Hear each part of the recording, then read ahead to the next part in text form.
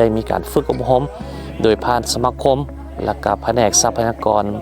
ธรรมชาติและสิ่งแวดล้อมของการทรัพยากรธรรมชาติและสิ่งแวดล้อมก็คือแผนกยุติธรรมขั้นแข่งขั้นเมืองก็เห็นว่าเขามีความรับรู้ที่สูงขึ้นและก็มีความกล้าหาญในการแสดงออกเพื่อเป็นตัวแทนของหน่วยงานไกลเกลี่ยขอขันแข่งขันบ้านเฮ็ดภาระบาทของตัวเองในการ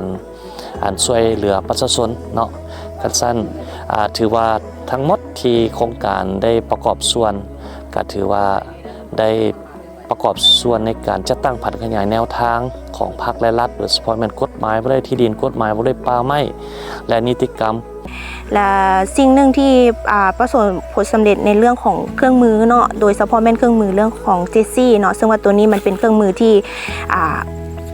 ประชาชนให้ความสนใจหลายเพราะว่ามันเป็นเครื่องมือที่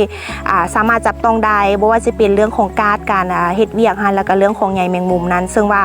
กิจกรรมตัวนี้มันเฮ็ดให้ประชาชนได้มีส่วนร่วมในการเฮ็ดกิจกรรมโดยการจับต้องเรื่องของเรื่องของใยแมงมุมและเฮ็ดให้เขาเจ้าได้เห็นภาพที่ชัดเจนเนาะตัวนี้ก็เฮ็ดให้เขาเจ้าได้